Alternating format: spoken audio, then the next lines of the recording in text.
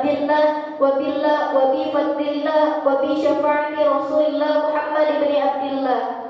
La haula wa la quwwata illa billah, amma ba'd.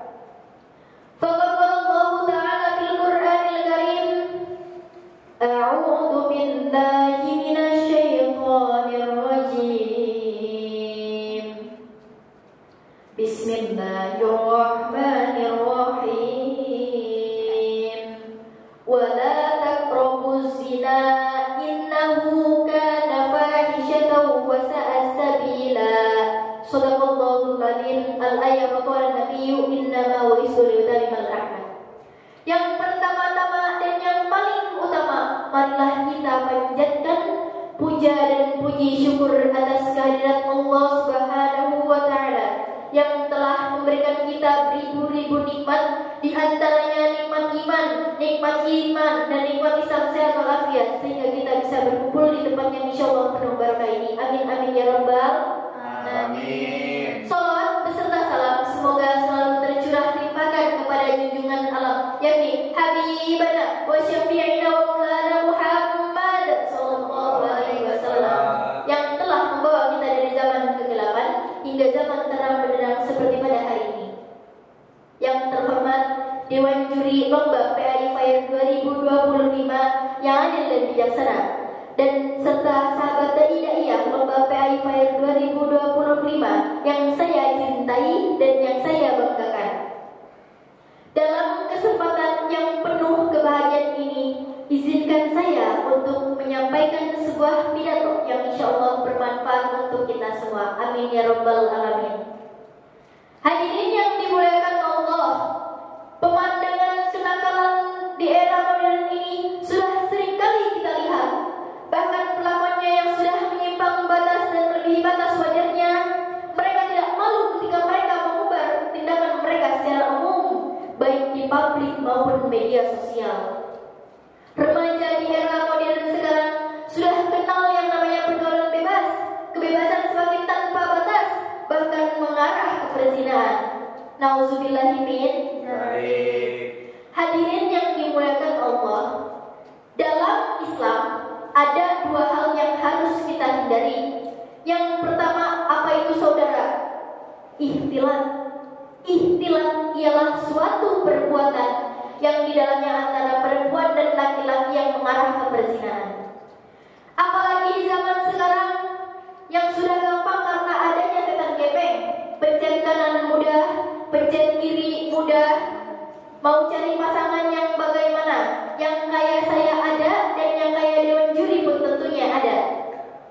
Setan gepeng siap melayani Anda 24 jam. Pagi hari engkau chattingan, siangnya engkau telepon-teleponan, sorenya engkau janji-janjian, malamnya kok ketemuan.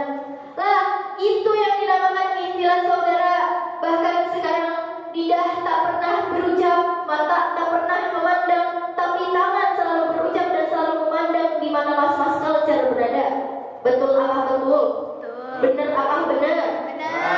Betul aku jejak mula aja Jamila, bukan Jamilong, betul. Bunda-bunda yang di sebelah sini saja solehah, bukan soleh dong, betul. Dan para ayah-ayah di sana saja pantang menyerah, bukan menyombong, betul. Hadirin yang dimuliakan Allah, yang kedua adalah berhalwat. Apa itu halwat? Dan bunda-bunda ayah-ayah di sana, berhalwat ialah sesuatu perbuatan yang lebih keji daripada ikhtilat. Karena di dalam berhalwat ada satu pasangan antara laki-laki dan perempuan yang belum sah, lalu mereka berdua-dua di tempat yang sepi. Apabila ada laki-laki dan perempuan yang berdua-duaan di tempat yang sepi, maka yang ketiga siapa saudara? Rasulullah Shallallahu Alaihi Wasallam bersabda dalam hadisnya, la yahrojulan bi imroati fa inna syaitani thalathahuma. Dan janganlah engkau laki-laki dan perempuan berdua-duaan di tempat yang sepi, karena sesungguhnya setan akan menjadi orang yang ketiga. Imam Al-Munawwir pernah berkata dalam kitabnya Baitul Qadir bahwa sesungguhnya setan akan menjadi orang yang ketiga di antara engkau laki-laki dan perempuan yang bukan mahram, karena mereka akan menunjukkan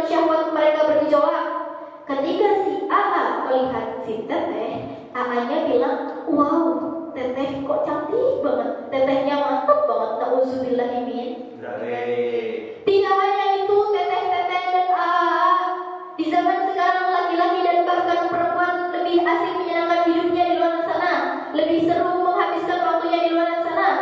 Dan lebih parahnya lagi, anak SD di zaman sekarang sudah kenal pacaran. Dari mulai kenalan, terus chattingan, ngajak jadian, langsung ketemuan, pergi ke pameran, pergi berduaan, ke orang tua gak kasihan. Sampai maksa ke si mama minta uang jajan demi si cantik rupawan biar gak kelaparan. Pergi malam mingguan, jalan naik motor berduaan, pulangnya kehujanan, habis kehujanan terus kedinginan, berhenti di tempat sepi, jauh dari pemukiman. Lalu datang syaitan, pegang-pegangan, peluk-pelukan, cium-ciuman, terus begituan, sampai-sampai hamil duluan. Nauzubillahimin. Ada yang dikasih yang gampang kok pilih yang susah. Karena yang gampang itu jomblo yang sepi sendirian tapi dijaganya sama malaikat, kok malah milih yang berduaan pacaran tapi dijaganya sama setan-setan. Berkah dadi jomblo, uripe ado suka duso, liyane sibuk pacaran, jomblo sibuk mikir masa depan. Hadirin yang dimuliakan oleh Allah, mohon maaf para dewan juri serta sahabat dai sekalian. Ada anak umur 15 tahun kok ternyata kena pergaulan bebas dan ia hamil di luar nikah. Lalu lahirannya di toilet mall pusat perbelanjaan, bayinya dibuang ke tong sampah dan ketahuan sama tukang bersih-bersih. Kok dalam keadaan bayinya digerumutin sama semut, dikelilingi semut, dan langsung dibawa ke rumah sakit terdekat dalam keadaan kritis. Bayinya langsung diolah ke TKP, cek CCTV, ternyata ditemukanlah yang buang bayi tersebut itu anak umur 15 tahun. Saya gak habis pikir karena anak umur 15 tahun kok melahirkan di toilet mall yang sempitnya luar biasa, lalu punya pikiran yang kriminal karena bayinya dibuang ke tong sampah. Nauzubillahimin. Hadirin yang dimuliakan Allah, kenapa orang melahirkan kok melahirkan normalnya gampang, kepenak itu dalam artian gampang, dibolak-balik kepenak gampang. Ya bayangkan saja, toilet mall itu kan paling jaraknya 1 kali 1 meter, paling sempitnya luar biasa, sekatannya sekatan kecil, kok bisa dia tanpa jerit, tanpa ngeden, dan nggak ada yang lihat, kok teganya bayinya dibuang ke tong sampah. Astagfirullahaladzim. Dan kenapa orang yang hamil di luar nikah karena perzinahan lalu melahirkan yang normal? Katanya Imam Al-Ghazali, seorang perempuan yang sudah hamil di luar nikah perbuatan zina lalu melahirkannya normal, karena memang kata Imam Al-Ghazali, ia tidak akan mendapatkan pahalanya orang hamil, tidak akan mendapatkan ganjarannya orang melahirkan anak. Ketika meninggal pun dia tidak bisa dikatakan mati syahid. Nauzubillahimin. Beda sama kalian yang hamilnya saja disebut agama dan sah, nikahnya saja menurut agama dan sah, dan nikahnya saja disebut nasratu an-nasl. Kepingin meneruskan darahnya, kepingin meneruskan generasinya, maka ketika meninggal pun katanya Imam Al-Ghazali, nikahnya saja dikasih riyadhah, melahirkannya saja terasa sakit yang luar biasa. Maka kata Imam Al-Ghazali, ibu rumah tangga melahirkan seorang anak merasakan sakit yang luar biasa. Nganti uteknya anak sing ngelilit, kegerasannya bengkek banget, nganti pinggang ayam semprong, rasanya sakit yang luar biasa. Kenapa orang yang melahirkan itu merasa sakit? Karena katanya Imam Al-Ghazali, dalam rangka menjadi ibu rumah tangga yang menunturkan dosa-dosa Anda sebagai seorang ibu rumah tangga. Mantap apa mantap? Keren apa keren? Bangga apa bangga menjadi seorang ibu rumah tangga? Maka dikasih yang gampang menjadi ibu rumah tangga, biar dibanggakan sama anak Anda dan suami Anda. Jangan malah milih perzinahan yang hamilnya di luar nikah. Kalau tadi udah ke teteh-teteh, sekarang ke yang AA. Hai para AA, Nabi Muhammad SAW telah memberikan wasiat kepada kaum para laki-laki. Hai para cowok-cowok buaya, mau tahu apa wasiatnya? Istau bin nisa'i nas, perlakukanlah wanita dengan baik, perlakukanlah istrimu, ibumu, nenekmu, buyutmu, incut sirmu, ceruk babak